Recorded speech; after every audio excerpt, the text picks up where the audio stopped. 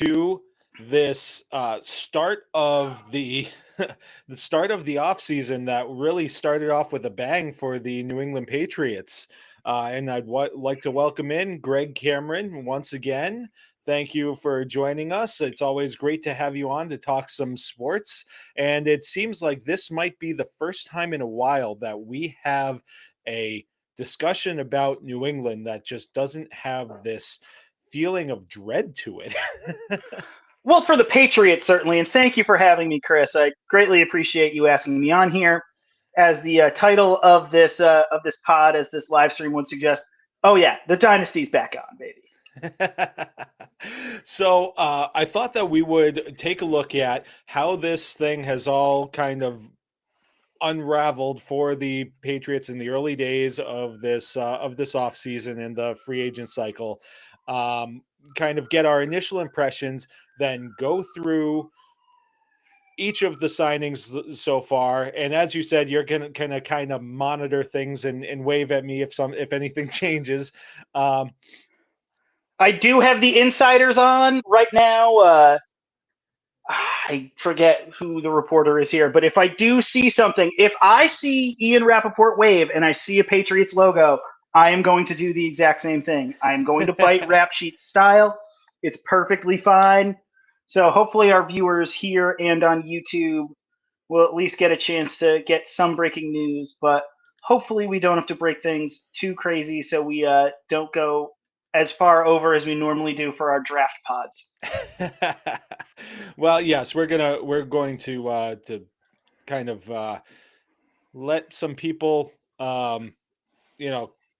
relax a little bit. We're not going to have any 4-hour marathons here, so Nope. Everybody can take a deep breath and understand that we're not biting off that today. But I did want to start off with just some of our initial impressions, and I hope that you'll let me kind of take the floor here for a minute, and then I'll give you an opportunity to kind of give your initial impressions. Then we'll kind of run through the list, and then I'd like to kind of wrap it up with how this approach impacts what we think they're going to do with the draft. Not a draft, not a mock draft, but just kind of seeing how this maybe impacts their approach and what they might prioritize in the draft. Because there's still a lot that they can do with the draft. Oh, totally. I think what they've done so far opens up so many different doors for them. It doesn't necessarily pigeonhole them into necessarily taking Will Campbell at 4 or, taking Travis Hunter or Tet McMillan. They can do a bunch of different things at this point. And I think the last couple of days have been actually pretty exciting for the New England Patriots. Yeah. I'll let you have the floor. It's your house. So I'd agree with that. I think that this, some people were a little worried that this was a lot like, 2021. This feels different to me, mainly in that year. I felt like the Patriots were doing a lot of bidding against themselves, that offseason, they were one of the few teams that was really flush with cap space. I took a look back, and there were 4 teams that had more than $50 million in cap space that year. One of them was Jacksonville, who had just fired Doug Marrone and hired Urban Meyer. The Jets, who had just fired Adam Gase and hired Robert Saleh. And Indianapolis. Was Frank Reich still the coach there at that point? Frank Reich was the coach. Yeah. Was that his second year? Second or third? I think it might have been his second year. Yeah. I timelines kind of blur as I age, and especially with failed coaches like Frank Reich. Yeah. But on top of that, there were 8 teams that were over the cap heading into that offseason. And New Orleans was like $40 million over the cap. And LA, the Rams, were more than $30 million over. And Philly was $28 million over. So there was like this there weren't a lot of big players heading into free agency. Whereas this year, now the Patriots had like $120 million in cap space, but they were one of 4 teams with more than $70 million in cap space. and one of 12 with more than 50 million. So, and so there are a lot more players in here, and a lot of those teams are teams that had good situations. Like you're talking, Detroit had a lot of cap space. Washington, Minnesota, you could say has some promise. Even the Chargers, these are teams that are all that have some cap space and could be players heading into this free agency. So with all that said, I think that the Patriots did. I won't say that this was a home run. This was a grand slam, and Dynasty back on, but we're on the right track. This is the first time in a while that we felt encouraged by the start of an off season. And yes, they paid some suck tax. They paid a premium on some guys that and maybe they wouldn't have had to in the past. And I think defensively they did what they had to do.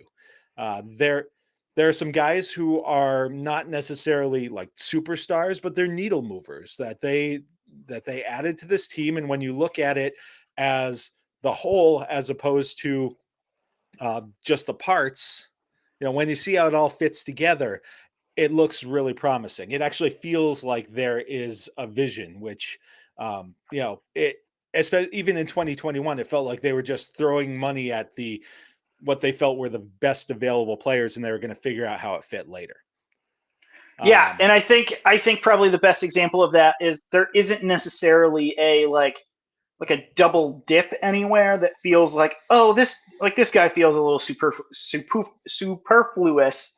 I sort of felt like when in 21 when they had signed Jonnu Smith after signing Hunter Henry minutes earlier, like I didn't feel that with anybody here. Like I don't think Tonga is is superfluous because they've signed Milton Williams or anything like that. Like I think that they've just done. I think where we kind of could and should start with a lot of these guys is what the Patriots have done. And I think I told you this as we were talking. I said this to my buddy Matisse Bauman, who works for the Patriots, as we've kind of been talking Patriots stuff all week. Is that the Patriots have gone out and signed quality humans. It's not to say that they had poor character concerns the last couple of years, but I think just to sort of reshape and restart the culture, like they had a few character concerns.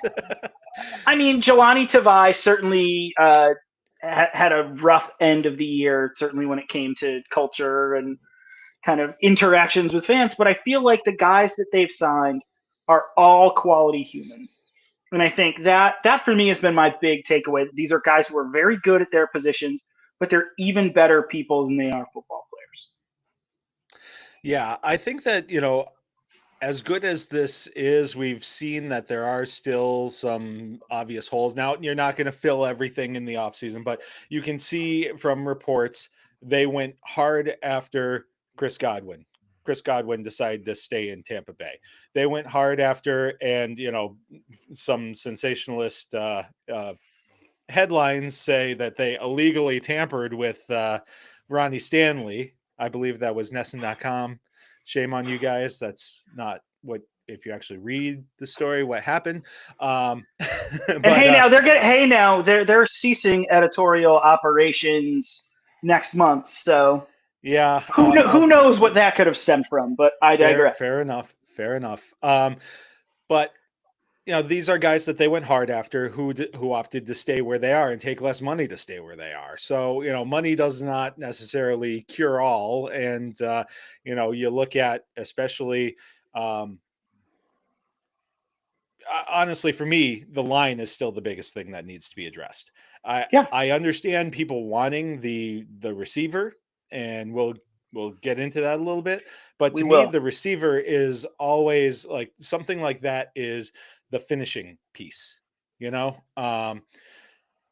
There's still a lot of work to be done on this line. They've basically, theoretically, the right side is shored up now, but basically from center on left, there are a lot of questions. Tons. So, I think that there's still work to be done. I think that there is the opportunity to shore up some of those things and have as few questions as possible. But I think that defensively they're in a great spot. You can see what's happening, and offensively, while you hate to see another year where this is what's going to be happening with Drake May, they may just still be figuring it out.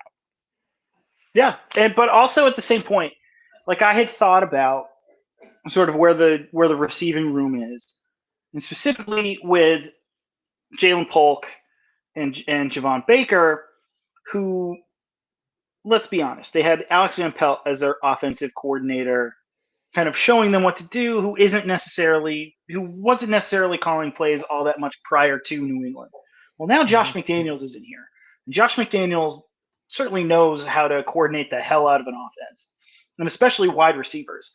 Like in my head, like if like the lowest possible ceiling, I feel like for like Jalen Polk is Jabbar Gaffney, like that kind of a guy, like a speedier guy, a smaller guy who just sort of works within the middle of the field and can stretch it a little bit.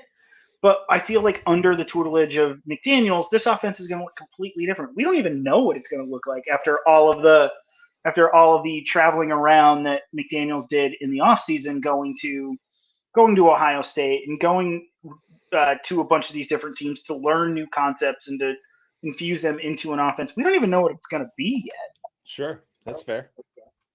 And I wonder, because I think about sort of the receivers who are still out there. I mean, Cooper Kupp just got onto the market today, and I'd love to see him here, but who knows if he wants to just keep his own championship window open. I don't know that coming here is necessarily a high priority for him. But then when you see what else is left out there for wide receivers on the open market, I don't know. I think you kind of just either draft a couple of guys or you just kind of figure out if there's a low risk guy that you can sign. I mean, they brought in Mac Hollins, who wild dude, absolutely wild dude. Seems like a good dude, but wild dude, like calls shoes toe prisons. Actual quote. Actual quote. He's also football's the most interesting man. He's got a TikTok that shows you like life hacks. I think I had sent one to Annie at one point. We had watched a Bills game during the playoffs, and she's like, wait, there's a guy who's barefoot?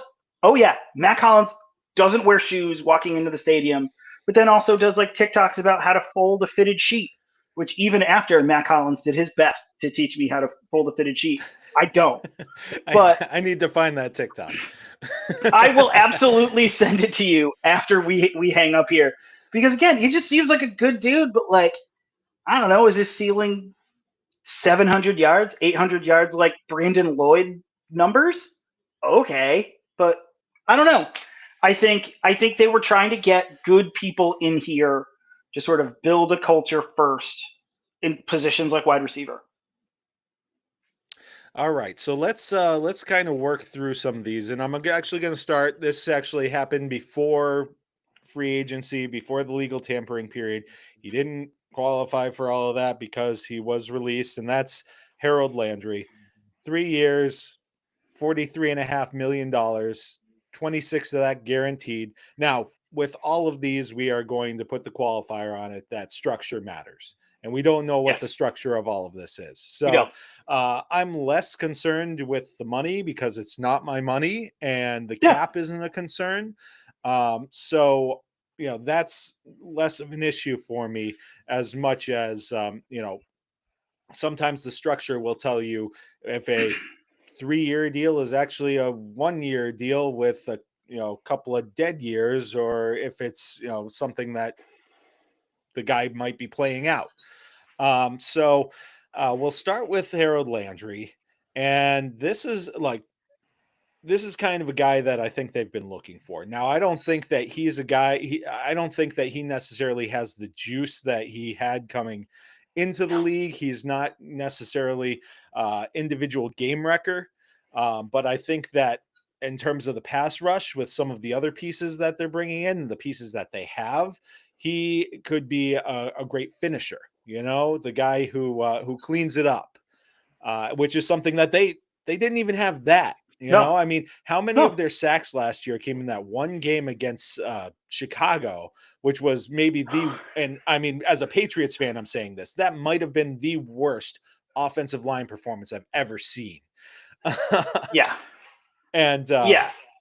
you know, so just having somebody who can clean that stuff up and still be able to be on the field and defend the run, I think is something that's really important and something that they've lacked. Even you talk about Judon. Judon, I'm not going to say he was a liability against the run, but it wasn't a guy that you're going to look at and say, that's a guy who, you know, who's really good at defending the run. And Landry is a guy who's good at defending the run. I think on the edge too, they needed well-rounded guys to sort of show their young guys good habits and good technique. And like I sort of look at the Harold Landry signing as, oh, this is the Keon White whisperer. Like, this is the guy to sort of teach Keon White, like, this is what you do in the NFL. This is how you comport yourself. This is how you do things on a snap to snap basis. This is how you sort of hold yourself to account. And I feel like they needed a guy who's been around and done things on that defensive line, because they're all fairly younger guys. And even as much as I love Dietrich Wise, you're never going to find a bigger Dietrich Wise guy than I love him. He's a great dude, great player, but he hasn't really done anything in the league. So they needed somebody who has some gravitas in that locker room. And I think getting Harold Landry to start their free agency this offseason is a good place to start. He's a good building block. He's, I think, for sure going to be a captain on that defense. Like, Well, for sure. I think that you're when you've mentioned somebody to like take the young guys under their wings, I'm looking at, you know, the guys who do what he does necessarily. There aren't a lot of young guys on this No. team who do that. So I'm not, and I have some thoughts on where Keon White fits in with all of this. And I Mm-hmm. almost see him being more of that third inside rusher. I see him in this The defense Ty Warren having type. more of a, yeah, and having more of that kind of role that doesn't necessarily, you know, I don't think we're going to see him standing up a lot. And you know, so No. you know, I think that it's valuable to so I don't think that Harold Landry or the existence of Keon White or if Dietrich Wise comes back, I think he's a free agent, correct? Oh, he might be. Yeah. I think he's a free agent. I don't think any of that precludes them from taking one of these young guys in the draft as well. You know, No. I think that could be kind of like, given the length of this deal and depending on how it's structured, this could be one of those things where they're doing what the Patriots under Bill Belichick did for a long time, is they had the established guy and then they set up the succession plan. And that's where they got in trouble, was they got away from that and It started did. scrambling for needs or creating needs that with Shaq Mason, we won't get into all of that, but you know, No. But when yeah. they created that talent pipeline, which was not only for the coaching, we hear about that with the coaching a lot. It was also a structure that they had, you know, in terms of the talent on the Player field. development. Yeah, you know, I think that is something that could very easily happen. I don't think that Landry's presence stops them from using a top 100 pick on the edge.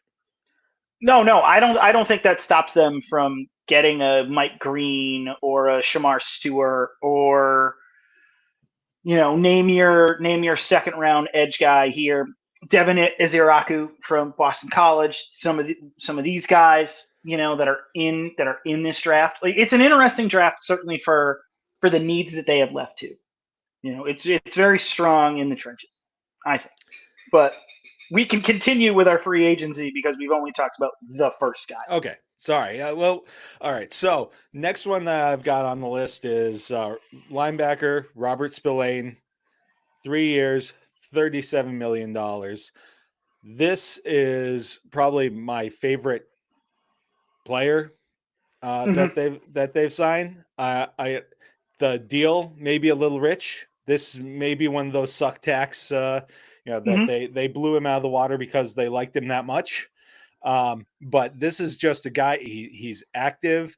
He's great. He's good against the run. He's a good open field tackler. I mean, really, the linebacker play just in general was terrible. Terrible. And part of that was they were playing guys out of position.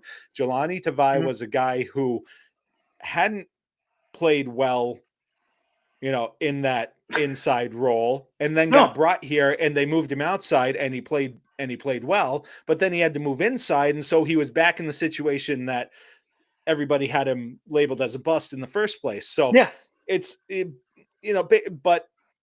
there are a lot of guys who just did not, there was very, very little depth behind Juwan Bentley. Thank you.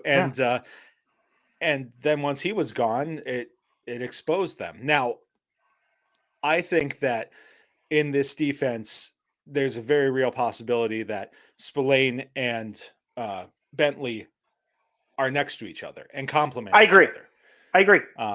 I mean, and one of the things that I love about Spillane too is he's not necessarily a cover linebacker, but that's a guy who, I watched some clips that some people like Taylor Kynes put out there. Taylor Kyles.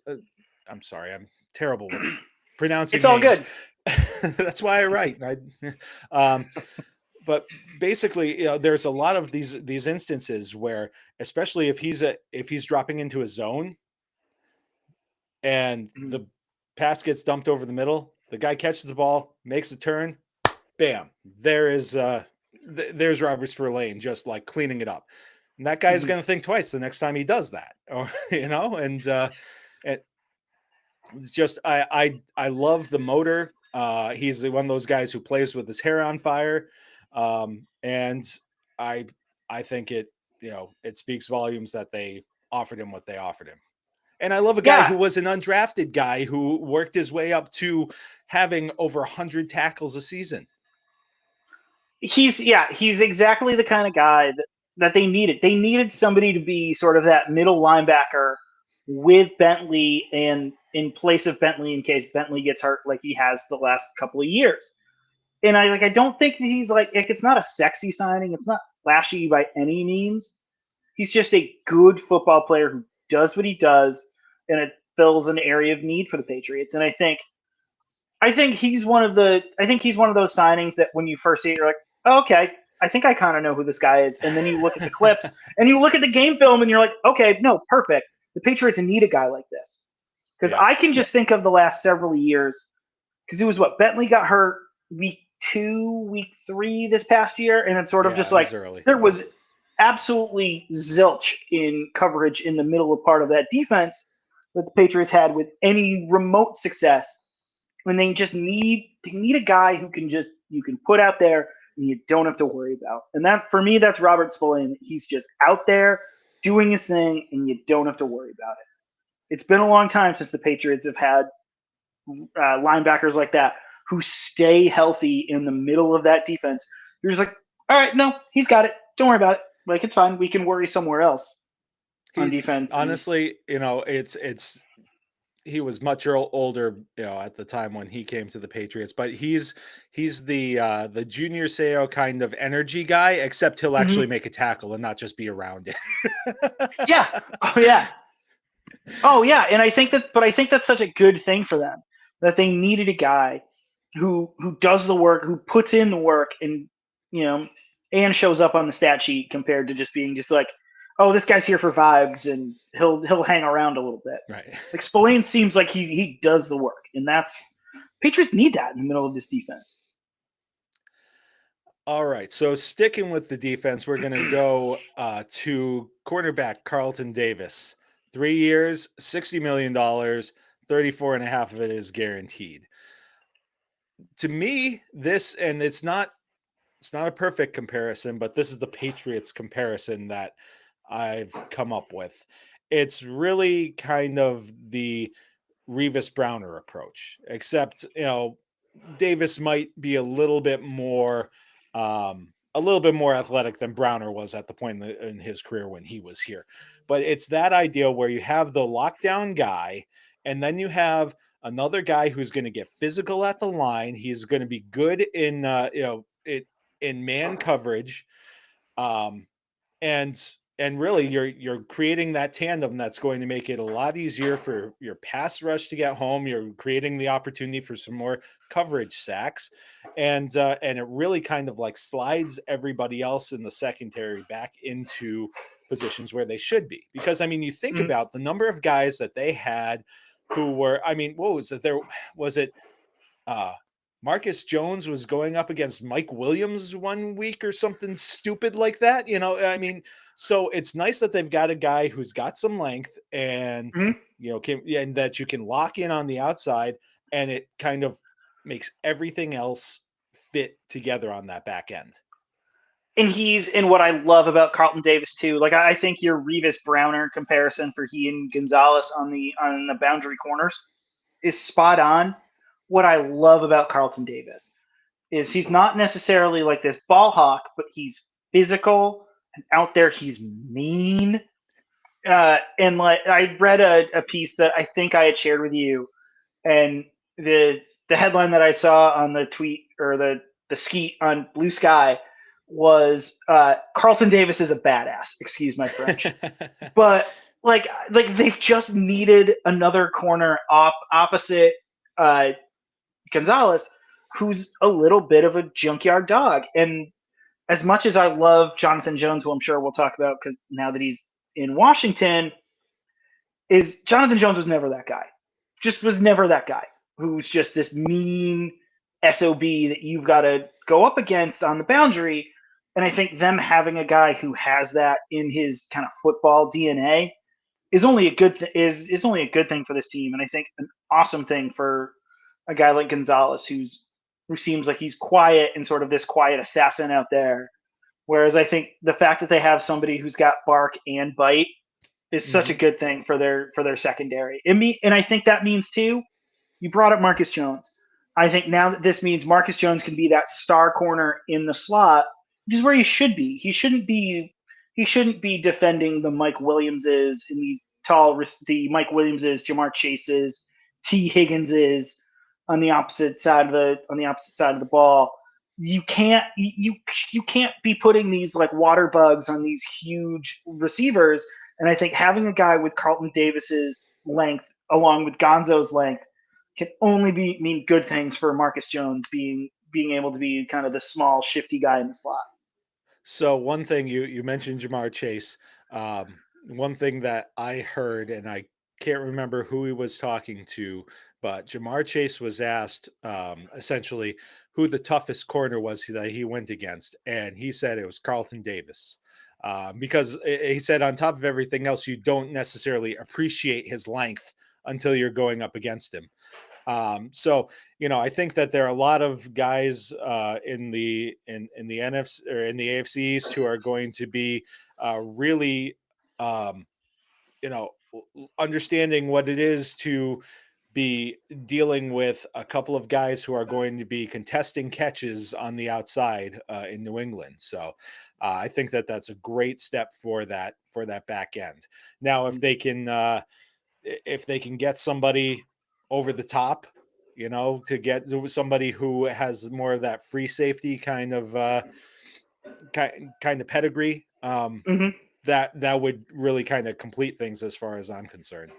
Because even outside of that, on the outside, you've got a little bit of depth. Alex Austin has shown that he can do a thing or two in a pinch. Yeah.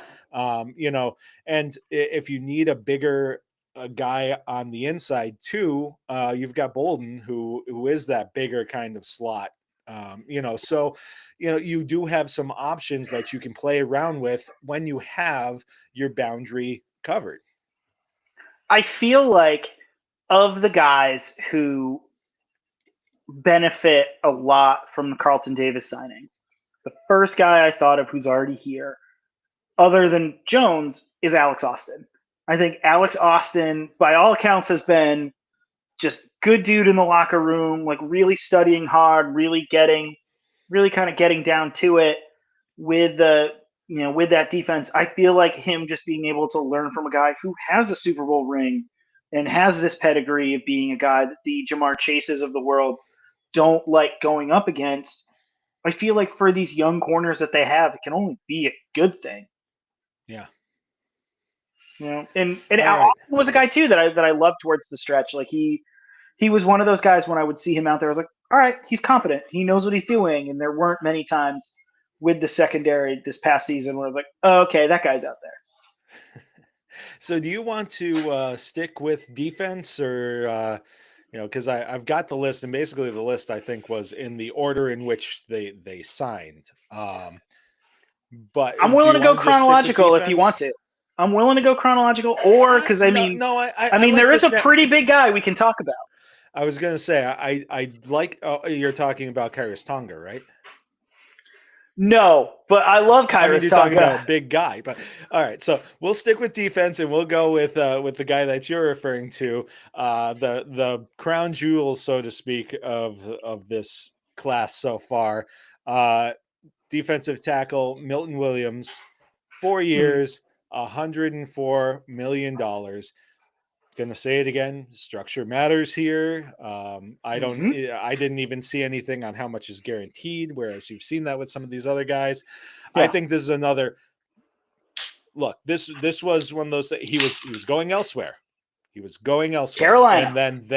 and then they upped their offer, and they said, hey, before you sign, hear us out.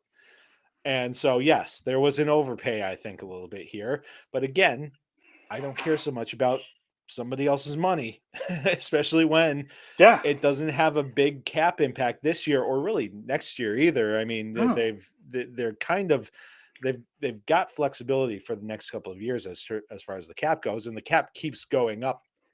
We're past the COVID like pause, and now it's just exponentially growing again.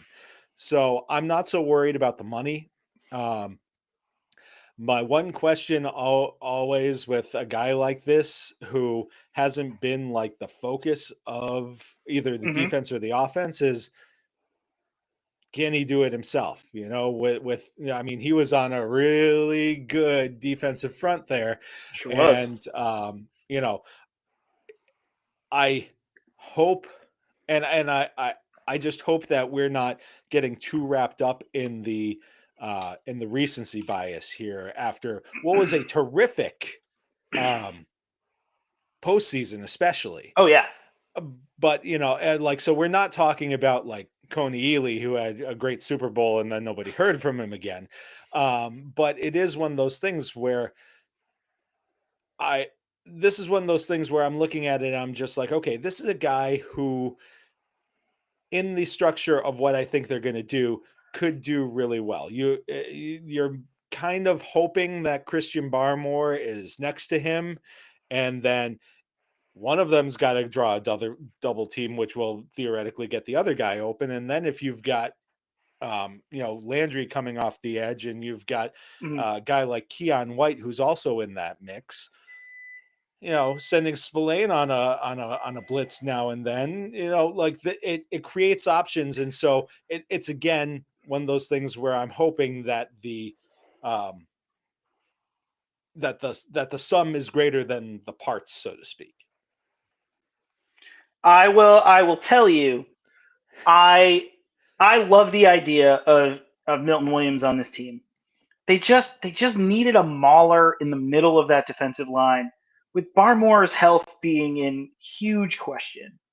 And you hope that he, takes care of his health and is healthy, and everything is kind of all systems are go this summer. When I saw the list of free agency kind of targets, Milton Williams is always at the top of my list of like, all right, this is a guy who's been in this system, who knows what it's like to be around winners and to have won and has won like he did this past season with the Eagles. They needed a guy who's been there before. And I think him coming over here and only being 26, he's young. He's still young. There's a lot of mileage left on that tire.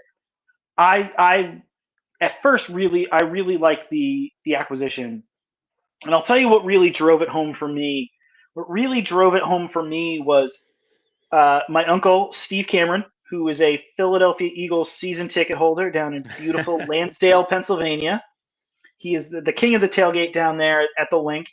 He sent me a text message on the after the Patriots had signed Milton Williams, and the text I'll read it to you here was Milton Williams to the Patriots. You will like him.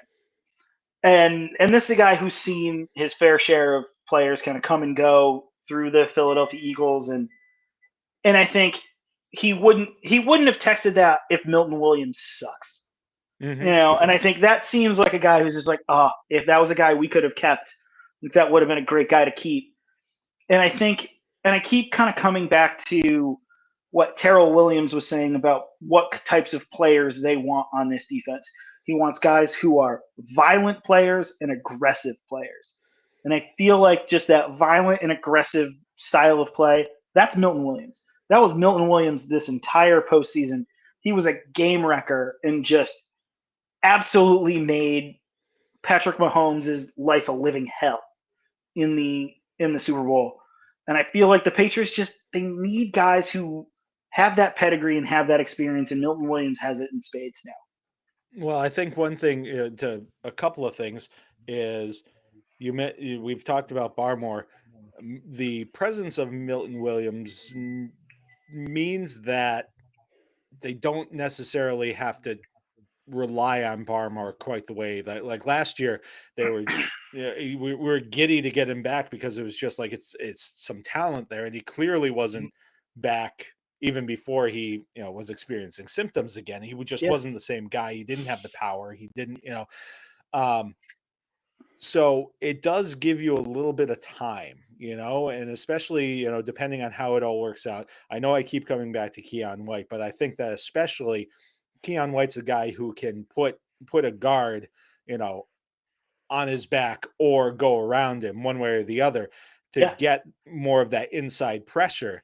So that, those, a couple of those things really make it easier to kind of ease Barmore back in. And then, once presumably he's healthy and back at the height of his powers, then, you've got that tandem that really, really works well. And you mentioned, the violence and the aggressiveness. One thing that I can say about all of these guys is, they're athletes. I mean, Carlton Davis isn't necessarily a speedster on the outside, but he's an athlete. He's a guy who he's a physical athlete. So, I mean, I guess the outlier there, and it's funny that he's the outlier, is Harold Landry, who's not, who was an athlete coming out of the combine, but he's had the knee injury and he's had some injuries over the years, so he's not that guy anymore. But you're seeing that there are certain qualities with these guys that they're looking for, and so that's why I said off the top that you can see that there's a program, there's a structure that they're looking at, and you look at these guys and you're just like, yeah, there it is. Yeah, and I think that's the thing that certainly the past couple of Patriots teams have lacked, of kind of these guys who are athletic and are able to, especially on defense. Like these defenses, certainly last year, lacked quite a bit in the category of athleticism, and I think they needed guys who weren't necessarily fast, but guys who moved well enough to do what they needed to do.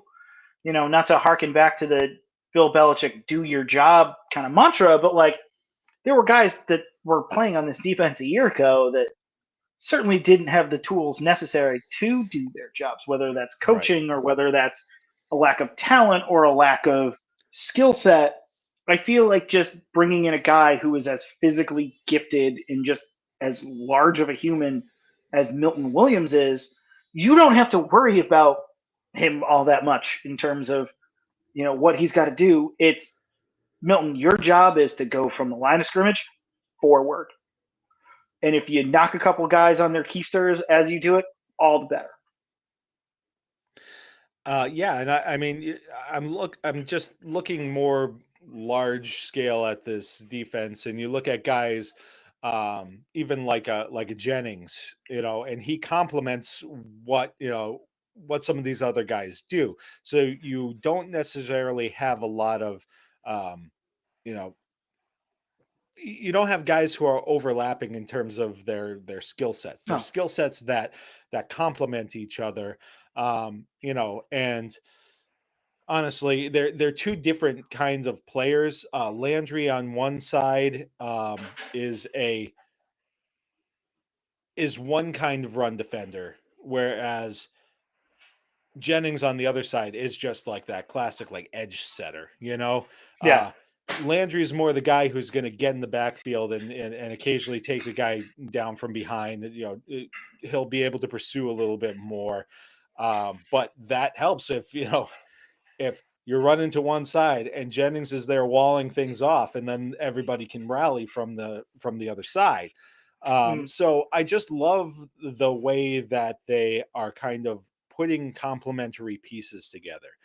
You hear a lot about complementary football with the different phases, but it also works in terms of like who's on your team, what your personnel is, and how you're scheming it. So I think that they have brought in pieces that fit. And that was, again, 2021. You had a lot of pieces that then you were then hoping to fit together. This feels like there's much more of a schematic that they are finding the pieces, finding the tools that are going to get the job done. Yeah, no, I agree. And I think that what they've done on defense thus far, I think the word you used, complementary, is the exact right way to describe it. They filled the holes that they needed to fill, but they also filled them with guys who fit with the personnel that they already have. Would I love them to get another edge guy? Definitely. But they could probably get an edge guy who fits what they want to do better, probably in the draft. I mean, I haven't looked at an up-to-date list of who's still available at kind of each position group, certainly in an hour or two after work and before we started potting, but like I just sort of wonder, I feel like what they've done defensively, they can get more complementary pieces next month in the draft. They've set themselves up so well. Yeah. And the last piece that we have is Kyrie's Tonga, which we talked about. It's a 1 year, $2.7 million deal. This to me was just like they took Gotcha, which by the way, now I need to change my my fantasy football team's You name. do. I gotta say, Gotcha Where I Want You, it was pretty good. It's pretty good. Look, anytime you can reference the 1998 hit by The Flies, "Got You Where I Want You," I love it. Chef's kiss. But I feel like you might have to go, brief digression here. You might have to go Office Space with Milton Williams and a red stapler somewhere. But talking about Tonga, and there's kind of the old adage of you can't teach speed, you can't teach being a massive human. Tonga is ginormous. Really, because I seem to have learned that pretty well. I'm getting there. I've gotten that way with vitamin B pretty easily. But I had a buddy of mine at work had texted me and was like, "Hey, you got Tonga? He's just ginormous." And it was one of these where like I texted him back and I was like, "Oh yeah, he's a huge guy." I don't know if you recall though, he was a guy that you and I put in mock drafts. What was his draft year? Was this draft year 21 or 20? Somewhere around there. I mean, he's hitting free agency, so yeah, 20 or 21, probably 21. Probably 21. Yeah, yeah. You and I mocked him in drafts back and forth to each other in the roundabout neighborhood of the 4th, 5th, 6th rounds. And I think every time you and I were just like, yeah, they just need a big dude, like the big dude he was a BYU guy, right? I think so.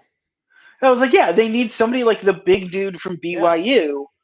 Yeah. And like, I'm so glad when the Patriots sign guys that you and I like in during draft seasons from years earlier, where we're like, yeah, we were right about that guy, Oh, and what was it? hopefully Even we were right about Tonga. and they've been looking for some, like, who was it?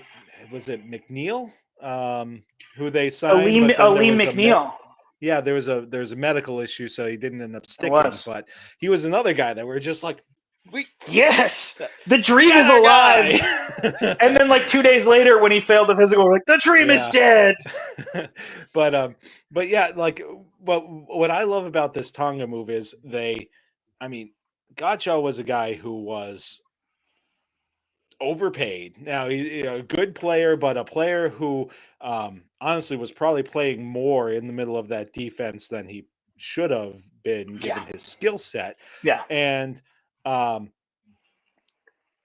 regardless of what Bill Belichick said about him being one of the best defensive linemen in the league, uh, there were diminishing returns on the investment that they had made in him.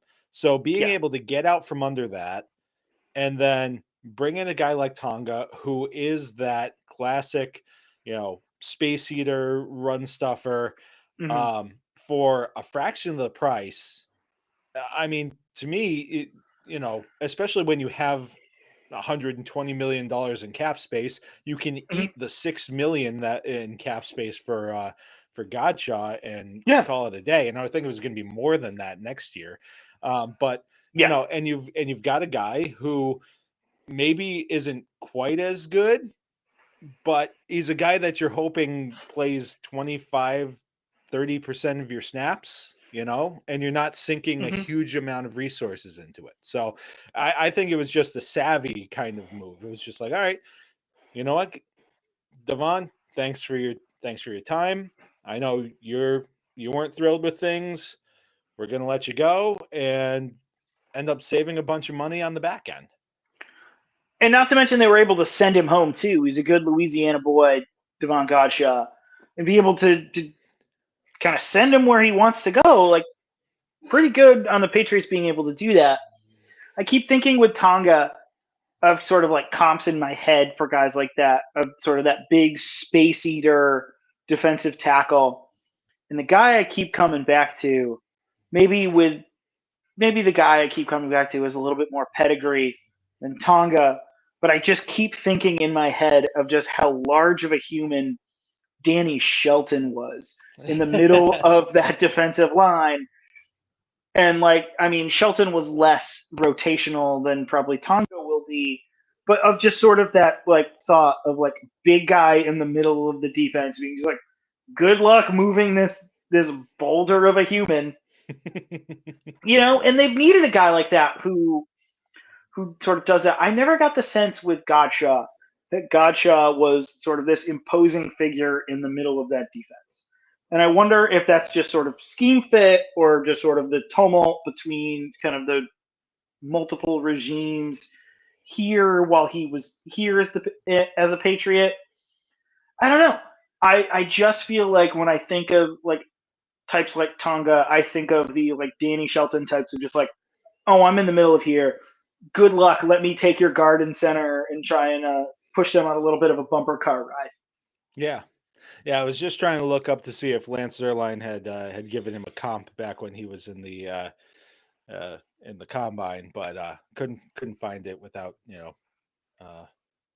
looking too much. But I think that Yeah. the Shelton thing is a good comp. I think that they also asked his thing, Yep. in obvious running situations. Then do your thing in obvious running situations. Yeah.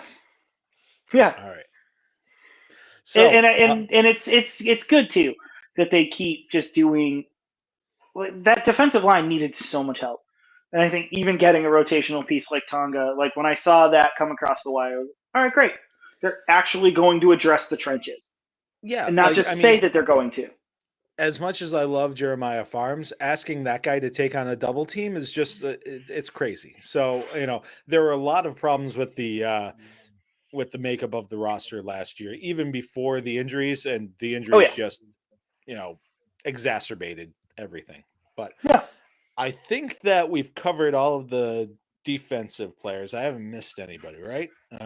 You have not missed anybody to my recollection. Okay.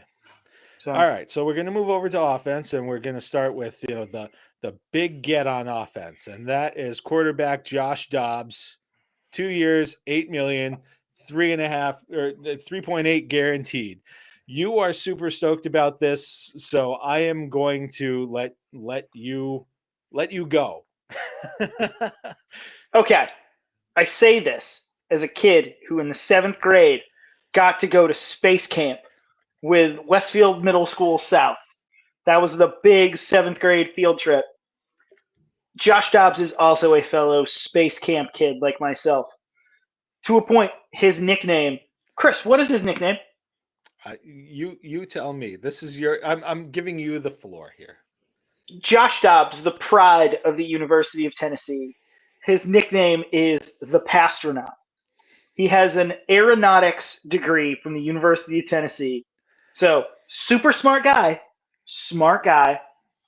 has played in a bunch of different places, played in Tennessee with Vrabel under that system, and has played for a million teams. Seems like he's a good dude. Like they need a veteran backup, and I feel like Dobbs is that kind of veteran backup. Does this spell a trade for Joe Milton? I don't know. I don't want my Patriots to get rid of modern day Uncle Rico. I like having a quarterback who can throw that football over their mountains. I love that. But then again, now quarterback who can throw that football over their galaxies. That's right. Josh Dobbs has an arm that is intergalactic. Oh. But in all seriousness, I think they just needed a veteran to sort of be in that room to sort of kind of just be a good quality human on this roster. Like I don't necessarily think that you're going to be able to see Josh Dobbs's contributions on the field throughout camp. But I think if he's there as sort of a backup quarterback vibes guy, great.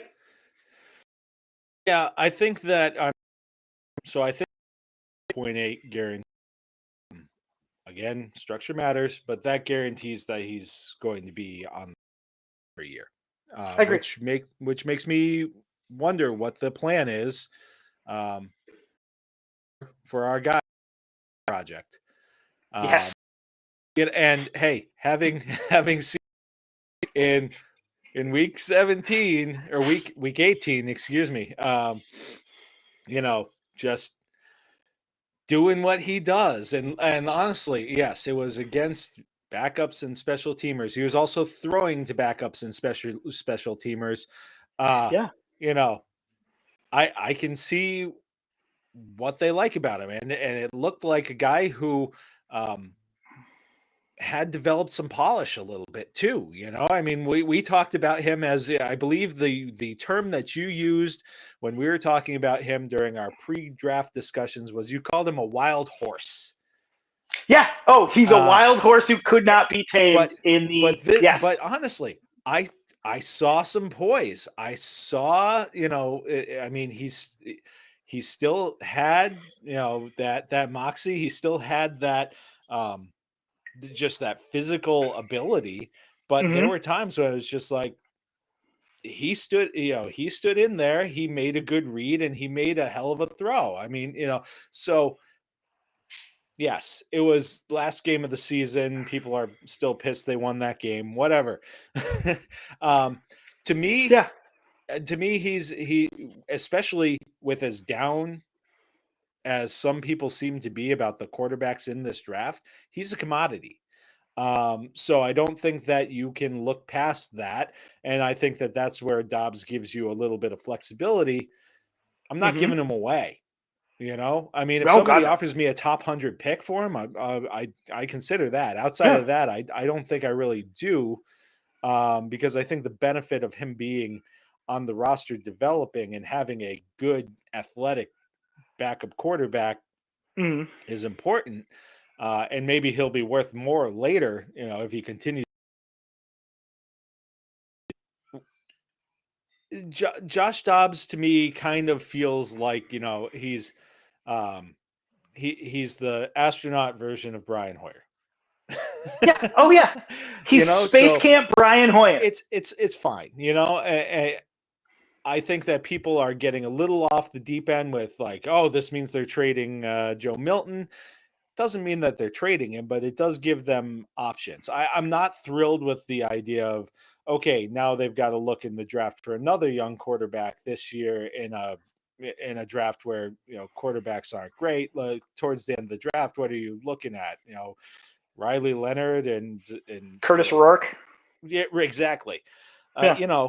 Which are Tyler Shug. I mean, look, and as much of a project as Milton was, those guys are real projects. So I don't know. I was just going to say, in this draft, Joe Milton gets drafted where? In this year's draft of quarterbacks, in this year's quarterback class, does he get drafted in the top 100? They're playing up dart. So yeah. And they're playing up Milrow. Right. Yeah. I think the guy who's like as I've got the NFL Network ticker, like the Bucky Brookses like top fives, and like Kyle McCord is in some of those top fives who's good. Yeah. Like it's a weird quarterback. It's like that Malik Willis, Desmond Ridder quarterback class. I think those are the same. I think those guys are the same. Yeah, I mean, I think that the top of the class is a little better than that. But in terms of like the class overall, if you're grading on a curve, sure. then yeah, that's a good comp. Okay, we spent way too much time on back home. 2 years, $8.4 million. Do you want to take the floor again on this one? I know that you that you waxed poetic a little bit earlier about him, but if you have more, I'm happy to hear it. I kind of love the Mac Hollins signing. Again, quality human, an interesting, fun guy, but a guy who has Josh McDaniels' offense. His career year happened in Vegas with the Raiders under Josh McDaniels. He had a year, it was, 695 yards on like 60 catches. Yeah. Something like that. And last year in Buffalo, he was pretty good. He had just a pretty good year for the Buffalo Bills. Be certainly a down the chart option. And I just think that I like the acquisition of Hollins. Say about really, that's Kung Fu Kendrick Bourne. Kind of starts to spell the end of a guy like KB. I think that there's something certainly to be said for the fact that they have a logjam here on those mid players. You know what? Mm-hmm. In that room. Well, yeah, and that's you look at, so who are the guys who are guaranteed to be on this team? You're looking at Pop Douglas. Yep. You're looking at Kayshon Boutte. I mean, maybe just because he had a role last year doesn't necessarily mean that he has a role this year. I'm putting him in. Okay, if we're counting on fingers, I'm putting him in. Okay. You figure the guaranteed money probably puts Hollins in there, depending on the structure, of course. From what I understand, it's an easy contract to move on from after year one. After year one. So this year he's probably yes. Jalen Polk, does his status as a second round pick, does that guarantee him a spot? I think so, but who knows after August? Who knows? Well, If right, and he so you've got a bunch of these guys who so are none kind of of these guys are Tuesday morning guys, no. and I mean I don't think that there was necessarily one of those guys available in free agency, so I'm not saying anything like that. Hmm. But I think the one thing that sets Mac Hollins apart from some of these guys, they don't have anybody else who's 6'4", 221. No, they don't have a big Like guy. he's the only guy that they have on this team who's a prototypical X. I mean, they had Yeah, Booty playing that last year, but that's because he was the closest thing that they had. and he's what, Um, 6 foot tall? Booty, he might be 6'1", Six but one. Yeah, let's see. I've got the list is up here. while you're doing He's that. he's 6 feet. Kendrick Bourne is 6'1". Okay, Javon Baker 6'1". I would say Baker probably has more downfield more of capability. it more of it what more of an athletic skill set, more probably has more go up and get it, Hmm. even with the height differential. Mac Hollins just doesn't seem like that kind of player. um No, but I mean that's really they're not a bunch of midgets, but they don't have anybody who fits like that body type, just looking at it, a cursory glance. mm, So I think that he is someone who can stick, who has a role. He also has, some special teams experience, so that yeah, adds to it. I think that, yeah, hmm, I think that they used him in some interesting ways in Buffalo that maybe you could take some notes on. I mean, he did he had something like 4 or 5 touchdowns and he caught 30 5. passes. So I mean, Yeah, you had a team that was really devoid of red zone targets last year. Even like Hunter Henry, was not effective in the red zone as yeah, much as I love Hunter Henry. So if you've got a guy who can give you options, honestly, even just big bodies down in the yeah. red zone, that's something that helps. So, um, you know, yes, he's the closest thing that they have to like the prototypical X. That's not me saying that they've got their number one receiver. I'm No, saying that he's a guy that's got a unique body type and skill set in the room. that they simply do not have right now. Right. Right. Are we? I brought up Brandon Lloyd before, of a guy who had several hundred yards for a year with the Patriots. Also a weird Are guy. He had kind a of a thousand funky. yards one year. He had 1,000 yards for the He Patriots, did. didn't he? No, he had, it was like 875, I want to say. Or he was like just under 1,000 Okay. yards.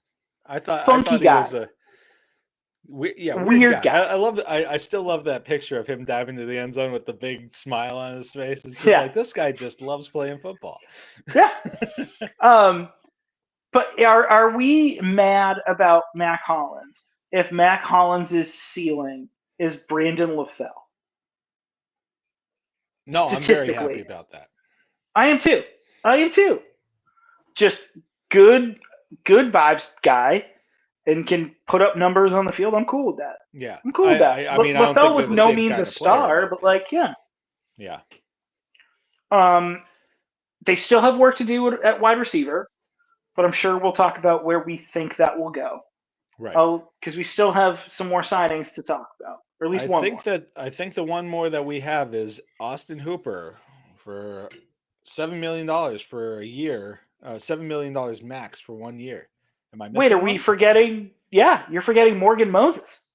Oh, you're right, because Morgan Moses was higher up on my list, and I skipped over him because I was just going through the defensive guys. So my apologies. We will go to Morgan Moses, who, to me, um, they basically guaranteed that they don't have to put Mike Onwenu at a right tackle. Back at tackle. Yeah.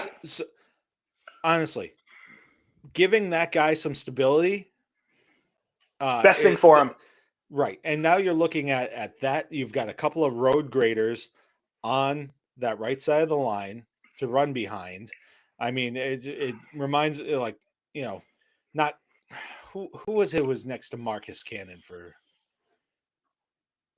Vollmer?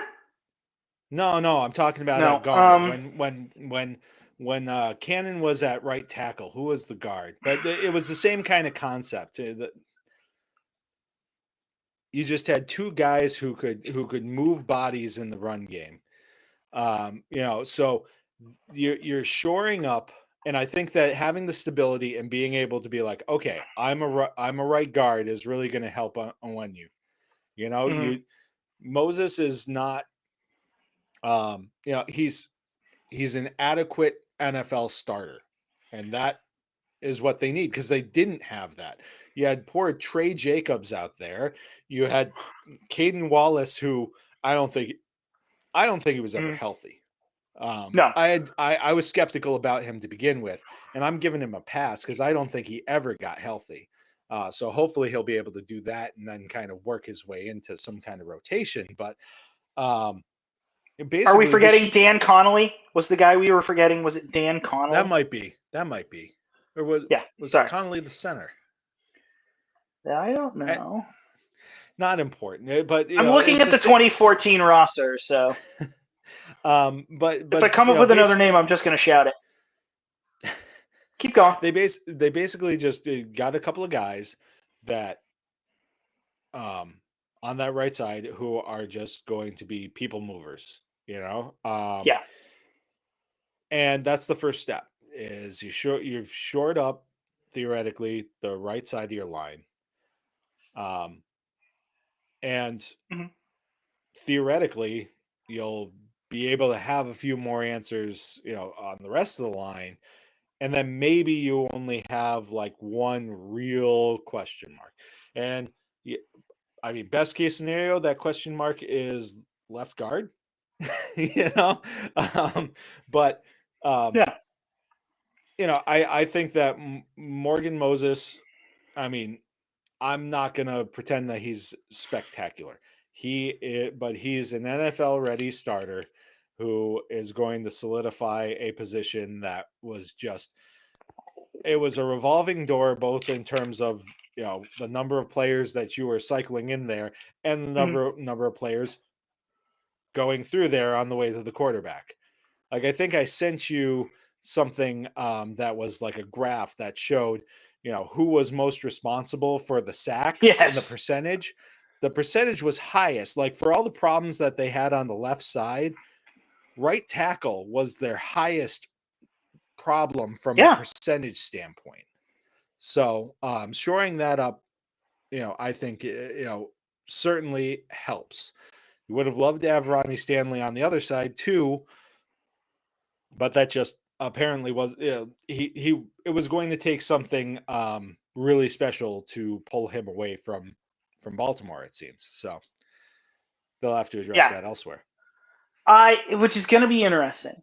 So at left tackle, I just sort of wonder what they're going to do. I'll tell you, it was sort of making me dizzy and feeling like I was on crazy pills reading Greg Bedard's kind of weird Twitter crash out yesterday, kind of talking about, well, actually, Vidarian Lowe wasn't nearly as bad as you remember. Kind of comparing him to Cam Robinson. And I understand his point of just like the sheer numbers weren't quite what they are, but at the same point, like, you have this prized prospect at quarterback in Drake May. Shouldn't you have higher standards than Vidarian Lowe and Trey Jacobs? Like, you should, but here's where Vidarian Lowe can work. Vidarian Lowe can work if you are solid at left guard and at center. If you have one problem area, you can scheme around it. You can find ways to help there.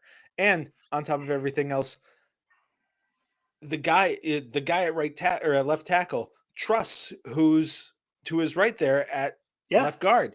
And left guard was as much of a question mark as anything last year. You had one position, you had maybe one position that you were just like, we have an NFL player here. I mean, at center, they Yeah. were taking Ben Brown off the scrap heap, and God bless him, he did what he could. Played pretty well. But it's one of those things where how much of Vidarian Lowe's struggles were resultant of basically a house of cards that was tumbling down. I'm not saying that I'm fitting him for a red jacket, but no, me neither. I see the point that's being made, but other things have to happen for me to be okay with giving the Vidarian Lowe experience another try. I agree. And I think this sort of brings a question to my head. Just you saying all of that. Does this mean, right this very second, the most important man on this offensive line as we speak right now here on March 12th, is that man not Cole Strange? And sort of wherever he slots in, whether it's at center or at left guard? Well, I would say from that perspective, it's probably David Andrews. If David Andrews is healthy and decides not to retire, that answers a bit of the question as to where Cole Strange might go. So yeah, and I mean, I agree. Cole Strange in and of himself is a question mark. He's been a fine player. We can when healthy, taking out the where he was drafted. Just looking at him objectively as a football player, he is a fine, somewhat undersized guard who's athletic, but can sometimes get bullied by bigger, stronger guys. You're going to find warts with most non-Pro Bowl, tackles, guards, whatever. So the question has always been availability, and you gotta wonder with the nicks that he's had, and then like a pretty serious injury that he came back from last year, and you can question whether or not he was completely back up to full health when he came back in. It's another question. So I think that it would be hard to say, oh yeah, we're gonna, he's either going to be at left guard or he's going to be at center. I thought that he acquitted himself fine at center. I mean, I can't say that I'm an expert at center, but neither am I. There was never a time really where I was just like, oh, he sucks. Oh, no. Yeah. So I mean, he's the big knock that I've heard about him at center is he's too tall. I mean, okay, but if he can still get that squat and get down, then it doesn't really matter as much. But yeah, I would say honestly, it starts from the inside. It works out, if that makes sense. Yeah, totally. Totally. So yeah. Still a lot of questions on the line. More questions, I think, on the line than they at least have. You can question where Jalen Polk and Javon Baker are in terms of their development. Totally. But they do have professional receivers in the room. No, I'm not going to say that they've got great talent, but I mean, guys who have been there, who've been around. They've got, and some guys who have been productive, like before he tore his ACL, Kendrick Bourne was on his way to 1,000-yard season for a pitiful offense. Mac Hollins has had a little bit of success in this league. When he's been able to get in space, Pop Douglas has shown a thing or two. So you have some guys who are NFL players. It's not like they're going and getting Clifford Franklin out of the Quickie Mart. How dare you? He is a one man Cole. Only man catching it. Only man coming down with it. R.I.P. Gene Hackman. Indeed. But do we want to talk Austin Hooper, or do we want to move we can just elsewhere? quickly Austin Hooper. Given that they've said that this is a $7 million max deal, I don't think that he's guaranteed a spot on the roster.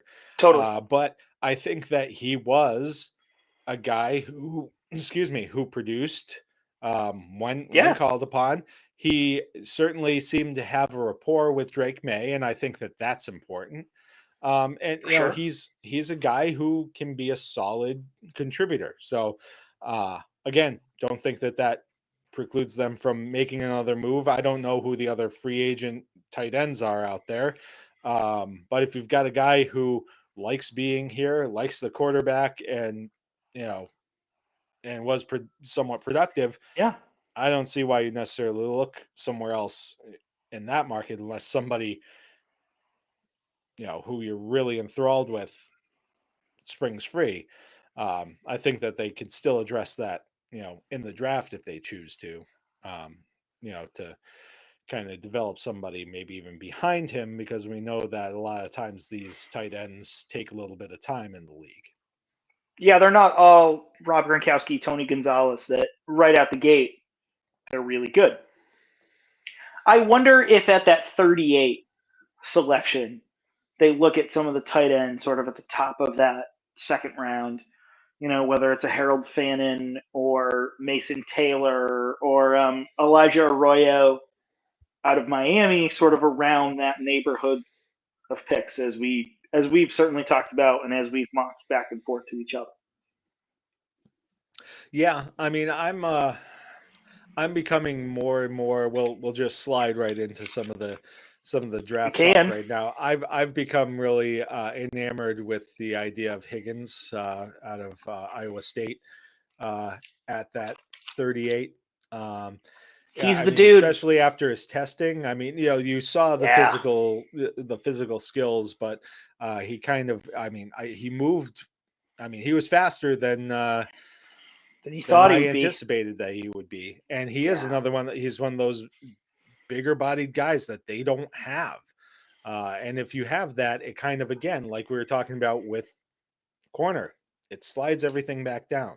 Now, mind you, if they end up going another, I think that the second, third round is a good sweet spot for wide receivers in this draft. And I think it's getting more towards second because so many of them tested so well at the combine. But I'm also not sneezing at a Restrepo, who has a completely different kind of skill set, but is one of those. He's dynamic in a different kind of way.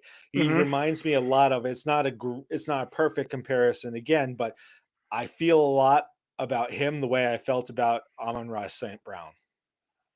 Small guy, speed, but also stronger and tougher speed. than Keep going, but stronger and tougher. Stronger and tougher than you'd expect for somebody that size. I agree. But in terms of what we've seen so far, and granted, there's a lot more to come before the NFL draft. There's still potential trades to be made. There are guys who could break free. Given what you've seen so far, does this change your outlook at all as to where they go with that first pick? No. I think unless they sign like a Tyron Smith or a Cam Robinson that sort of is the left tackle, I think they're taking a tackle in their first 3 picks. They're going to. I don't know that they take Will Campbell at 4. I mean, his athletic scoring was really good for a tackle, but there's some size things there. The arm length thing is weird and dumb and doesn't make sense. I made a joke about it earlier to Annie before about trying to reach over a table and open a window that I couldn't do. I felt like I had Will Campbell arms. But I just, I certainly do. I can tell you this right now. They are not taking Mason Graham at 4. I don't think they take Mason Graham at 4. I think the Milton Williams signing certainly precludes them from doing that, unless they get a health report on Christian Barmore that pretty much ends the guy's career. That's, I think, the only thing that I see them taking Mason Graham for. I think they'd be happy with Travis Hunter falling to them at 4. I don't think Hunter gets there. I think they would sprint the card up if Abdul Carter is there at 4. And then that they've got their other edge guy on the other side of Landry. But I don't know that Carter's going to be there. I think Tennessee would be foolish to pass on a guy like that. Who cares that they don't have a quarterback? They could punt on this year and take, whoever's at the top of next year's draft, whether it's Carson Beck or it's Arch Manning it's. I mean, I don't know that Arch leaves after 1 year, though. I don't. His uncles certainly didn't. They didn't. And that's sort of kind of the only comp that you kind of give. There's less incentive to come out early now with the NIL money being what it is. Totally.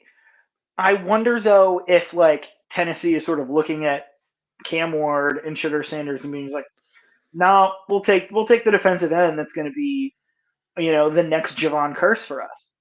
Mm-hmm. They have that institutional knowledge of a guy like Curse being just like, all right, we can live with that. That's fine. And I just wonder that, the team that I don't know what the hell they're going to do is the New York Giants at 3. Do the Giants let Travis Hunter get by them? I don't know. Do the Giants take Shedeur Sanders? I certainly don't.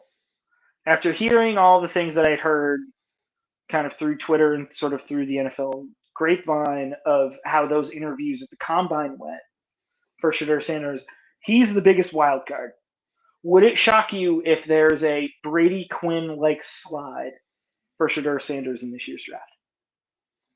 No, I wouldn't necessarily call it a Brady Quinn-like slide either, because Brady Quinn was pretty much, consensus as a high pick, and I think that there's a lot more volatility with Sanders going in. So I agree. But no, I don't think that it would be much of a surprise at all if he, had a Will Levis slide. Geno Smith slide. Geno Smith slide. Yeah, there's a good one. I just wonder. It's a weird class. It's a weird class. Like the high end offensive talent isn't necessarily first round talent. Like, you and I haven't really talked about a guy who certain factions of Patriots Twitter is enamored with, and that's Tet McMillan. I feel like Tet McMillan at 4, I feel like there are certain pockets of Patriots Twitter who think that that's exactly the magic elixir that the Patriots wide receiver room needs. But then I feel like there are people who kind of are gun shy of a first round wide receiver contested catch guy with that kind of size after the N'Keal Harry experience kind of blew up in everybody's faces. Yeah. It's drafting at 4 with the needs that you have are very weird. They haven't addressed left tackle and they haven't addressed wide receiver yet. I just wonder if they can get away with doing BPA at 4 when those are 2 fairly sizable needs. So I think that I'm making the assumption that in some order, one of the quarterbacks, probably not Shedeur, Hunter and Carter are off the board. Mm-hmm. I still think that they go tackle. I think that they go with T-Rex arms. The thing it's funny to joke about and everything like that, but there are a couple of things. First off, everybody was measuring short at the Combine. Yeah. Everybody was, which raises a question as to, who's doing the measuring, how were they doing the measuring versus how somebody else would do the measuring.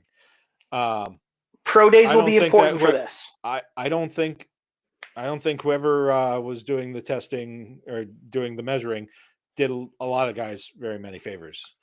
Mhm. Second, I'd be a lot more worried about that if Will Campbell didn't play in the conference he played in and performed in that conference the way that he did, and if he wasn't the freak athlete that he is.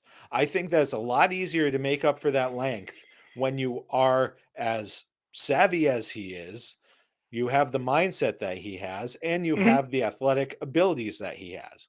Yeah. So, and it's one of those. Now, one thing that we all have to get used to and wrap our heads around is like, well, this guy wouldn't be a 4 in last year's draft. This isn't last year's draft. This is this year's draft. You got to take a guy. Yeah.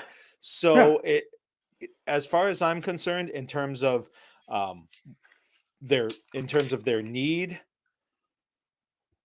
and what I'd want, like I've said, the receiver is the cherry on top. Exactly. It's the hood ornament. Yeah.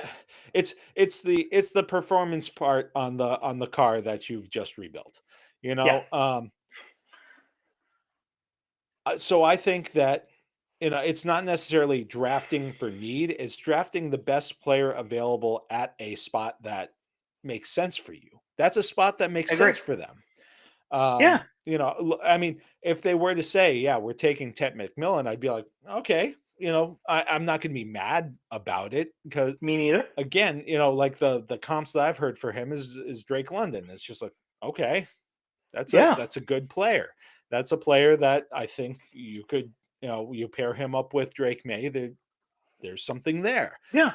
It's just so many times you even if you have like you hit on the on the wide receiver early in the draft, has it helped you win any more games? Like, how many games did Malik Neighbors win for, the Giants? Yeah. Like, how many wins has Garrett Wilson gotten for the Jets? So like that's the thing that I always Chris come Olave back for to the Saints. Yeah. Right. I mean, Olave, injuries were a big Health-wise. part of his thing, but but that's a concern for me. Like, it's one of those things that's just like, if they take him, he may be a very good player, and I'm not going to say that he's not.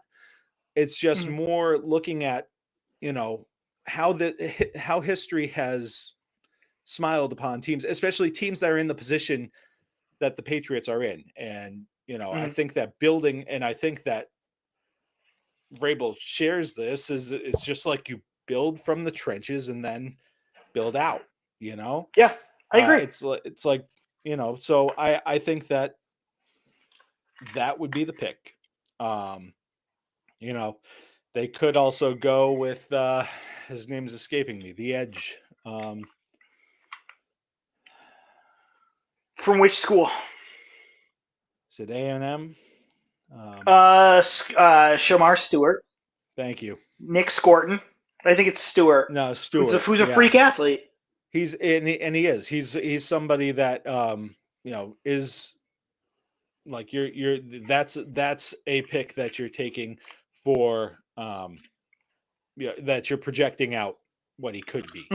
It's a bit more of a reach, quote unquote reach, like when you're saying reach, you're comparing it to other drafts, and that doesn't necessarily make a lot of, but that's a guy who's a little bit more raw. And of course, then you pair him with a veteran like Harold Landry, and you see what happens, and that kind of thing.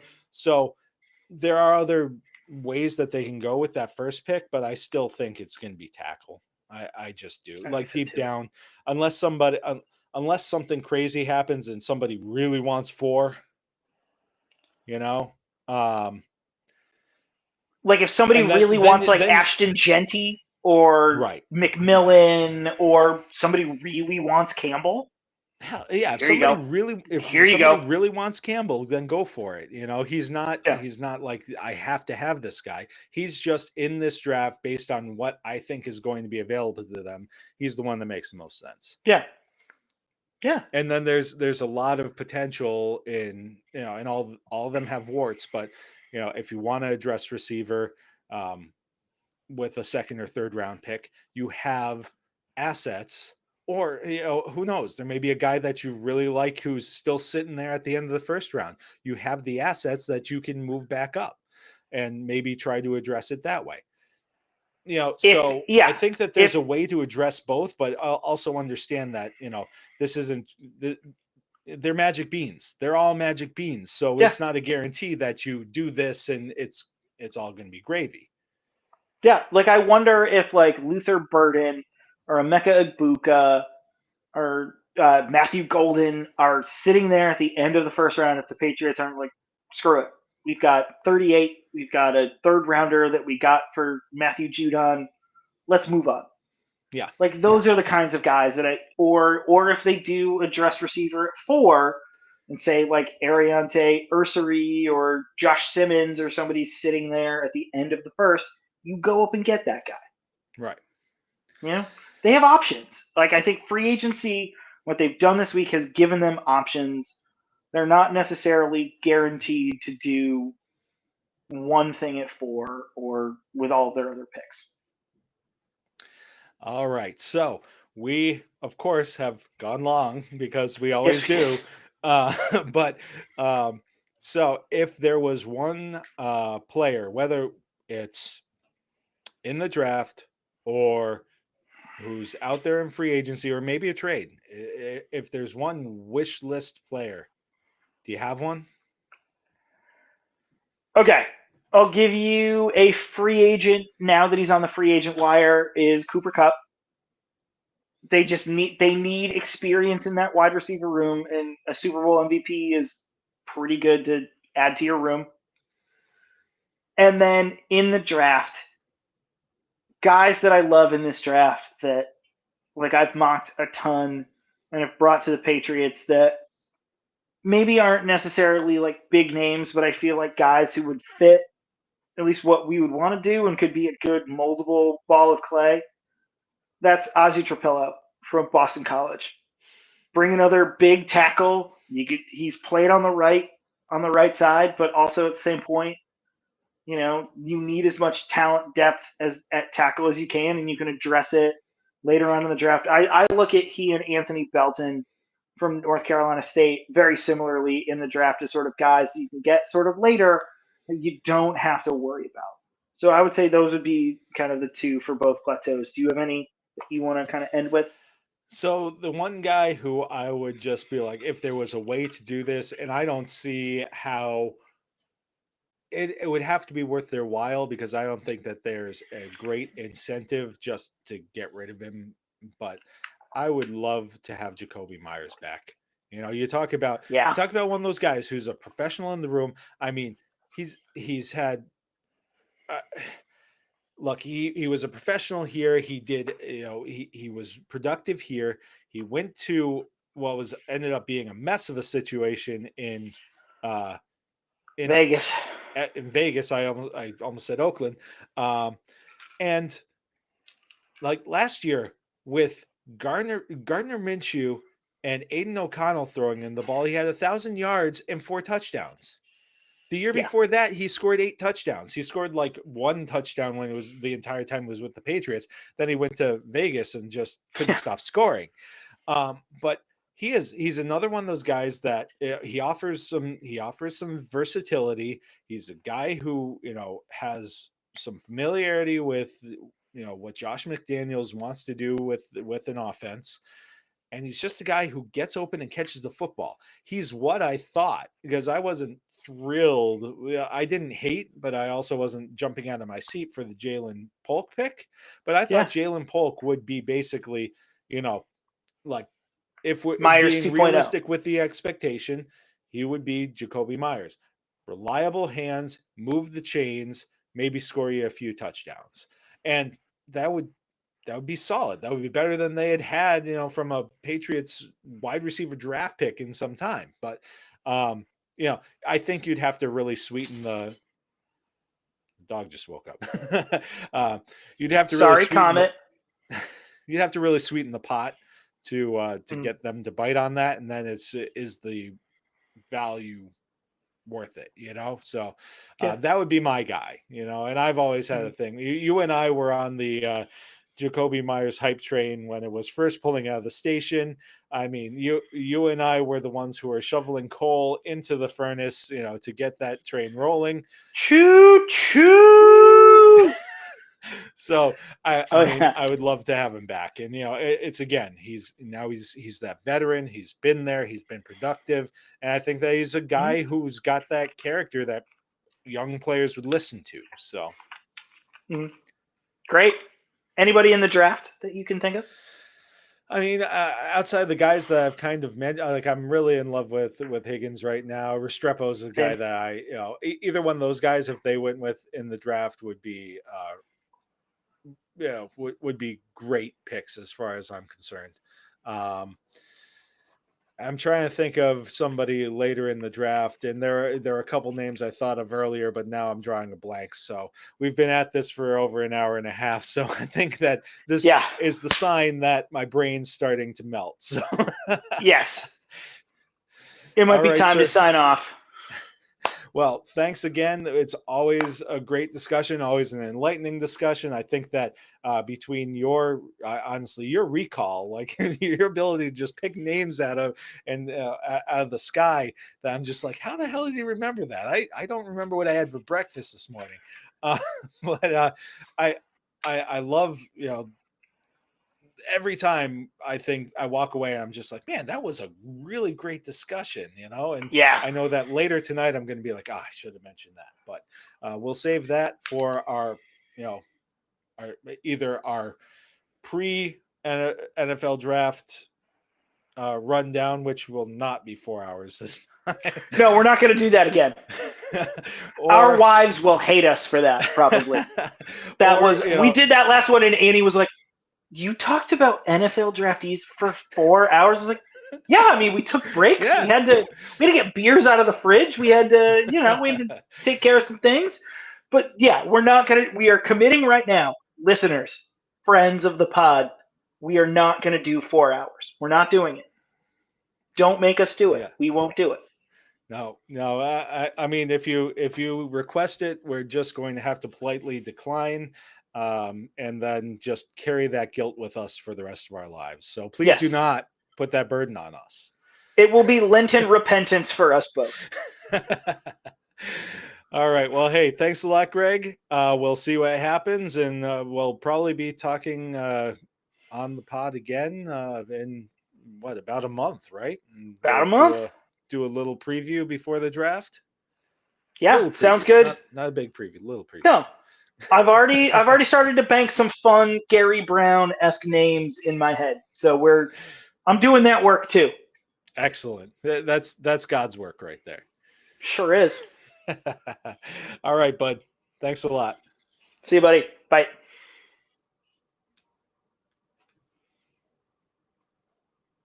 Okay.